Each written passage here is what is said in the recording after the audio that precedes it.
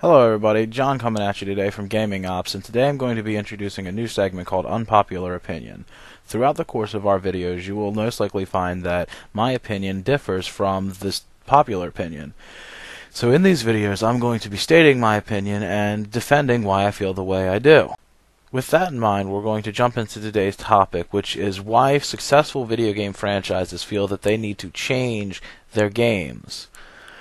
Now, don't get me wrong, not all change is bad. Some change is evolutionary. You know, you go from one console generation to another, processing power goes up, you're able to do new things. Like Final Fantasy VII Remake, for instance. They took out the old combat system and they're replacing it with a more modern combat system. The graphics are completely updated. Those are all good changes. Those are all evolutionary changes.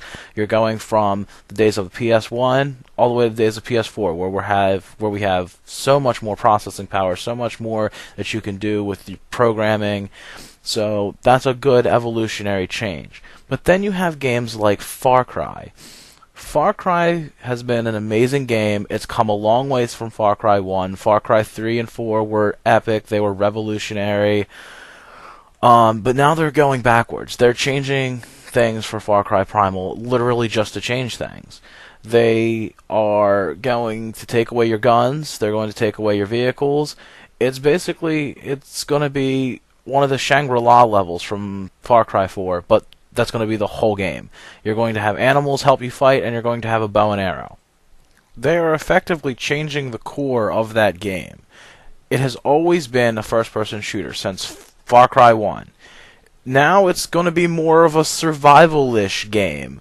And you can't just up and change the core of a game. You can update things, change things. You can get away with removing features. You can always add features. But you cannot go and change the core of the game. That's going to piss your players off. I remember back when Far Cry 4 was about to come out, and everybody was super psyched for it. All my friends were talking about it. You know, everywhere you went, you heard about it. But I haven't heard really anything about Far Cry Primal. The only time you ever hear anything about Far Cry Primal is when you go looking for stuff about Far Cry Primal. So it's not going to be the super awesome thing that Far Cry 4 was or Far Cry 3 was. And I hope that Ubisoft sees that, because I don't want another game like this.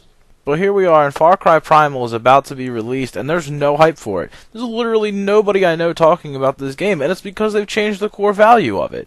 You know, everyone saw that survey that they did a while back, right after Far Cry 4 came out, saying, where would you like to see Far Cry 5? And I remember seeing that Far Cry with dinosaurs won that vote overwhelmingly. So when they first announced Far Cry Primal, everyone thought that's what it was going to be.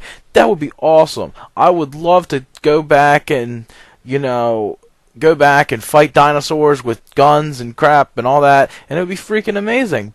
But that's not what they did. They were like, well, you're going to be a caveman in 10,000 BC, and there's not going to be any dinosaurs. There's not going to be any dinosaurs. It's just going to be Ice Age monsters. And then here's your spear and your bow and arrow. Have fun playing Far Cry. It's literally going to be a repeat of Zelda Wind Waker. Ocarina of Time and Majora's Mask were amazing games. They were absolutely revolutionary for their time. They got a lot of hype built up for Zelda. That was what brought in a lot of Zelda fans. Those were the big Zelda games when I was a kid. That was what brought me into the series. But then they made Wind Waker. And that god-awful graphics crap that they had in that game, that turned me away from that game. I've never beaten that Zelda game because I can't get over that art style. And that is an instance of changing just to change. If you have a successful video game franchise, it's obviously successful for a reason. There is truth to the phrase, don't fix what's not broken.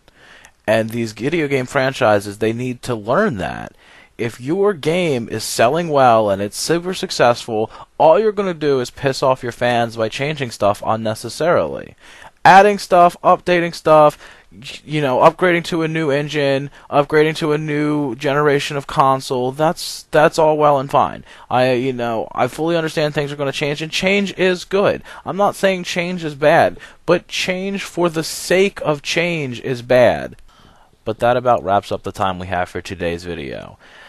If you agree with me or you disagree with me, leave a comment in the section below, and if you make a good point, I might give you a shout out in a future video. I'll leave a link to our website in the description below. Thank you for viewing, and peace out, guys.